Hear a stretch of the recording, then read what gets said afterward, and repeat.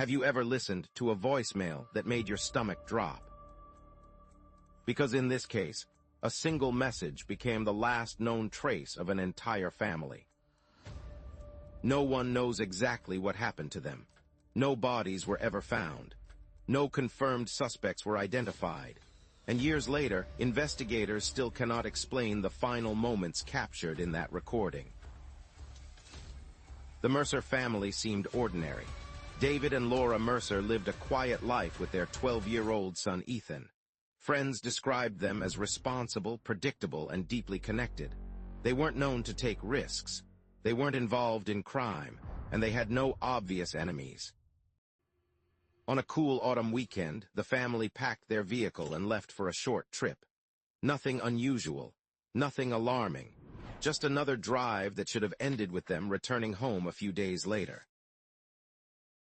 But they never came back.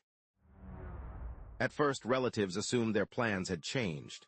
Phones sometimes die, road trips get delayed. But as hours became days, concern turned into panic. Calls went unanswered.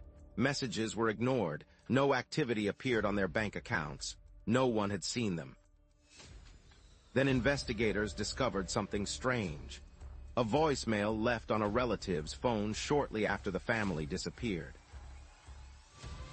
The message was short, distorted, confusing, but it sounded as if someone inside a moving vehicle was trying to speak. There was static, a distant voice, what some listeners described as fear, and then silence. The recording immediately became the center of the investigation. Experts enhanced the audio. Investigators replayed it countless times. Everyone hoped it contained a clue. Some believed David was speaking. Others thought a second unknown voice could be heard in the background. A few claimed there were sounds resembling a struggle. None of those interpretations could be proven. Meanwhile, search teams began looking for the family's vehicle. Forests were searched. Lakes were examined. Remote roads were checked mile by mile. Weeks passed, nothing. Then came the first breakthrough. A witness reported seeing a vehicle similar to the Mercers' SUV near a rural highway late at night. The location was far from the route they were expected to travel. Why were they there? Had they gotten lost? Were they meeting someone, or were they being followed? Investigators couldn't answer any of those questions. Months later, the family's SUV was finally discovered. Abandoned, locked, and eerily clean. There were no signs of violence, no obvious evidence of a struggle, no clear indication of where the family had gone after leaving the vehicle. The discovery only deepened the mystery. Forensic teams searched every inch of the SUV. Fingerprints, fibers, DNA, anything that might reveal what happened.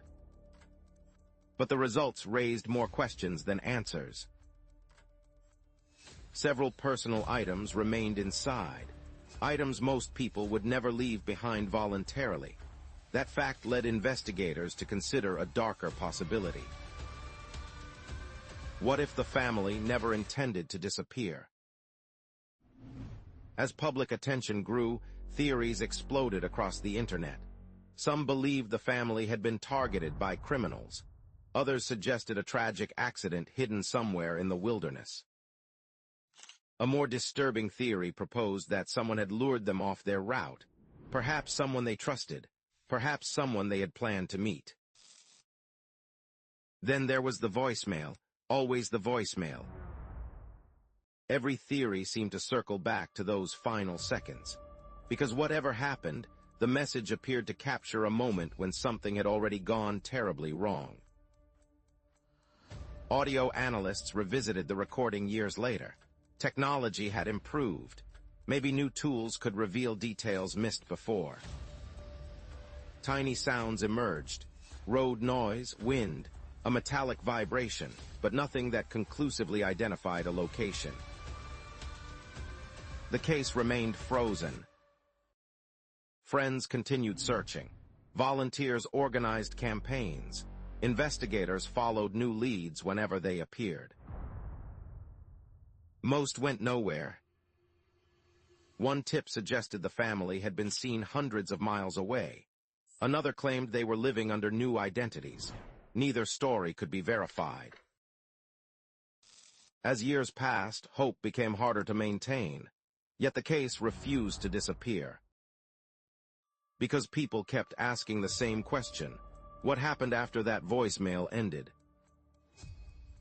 Did the family encounter danger on a deserted road? Did someone force them to leave their vehicle? Or is the answer hidden in a place investigators have never searched? Perhaps the most unsettling detail is how normal everything seemed before they vanished. No warnings, no dramatic final argument, no signs that their lives were about to change forever. Just an ordinary trip, an ordinary family, and one extraordinary mystery. Today, the Mercer family remains missing. Their story survives through case files, interviews, and a voicemail that still refuses to give up its secrets. Maybe someday a forgotten witness will come forward. Maybe a hidden piece of evidence will finally emerge. Or maybe the truth disappeared with them. Until that day arrives, the final voicemail remains one of the most chilling unanswered clues in modern mystery history. And somewhere beyond the static, the answer may still be waiting.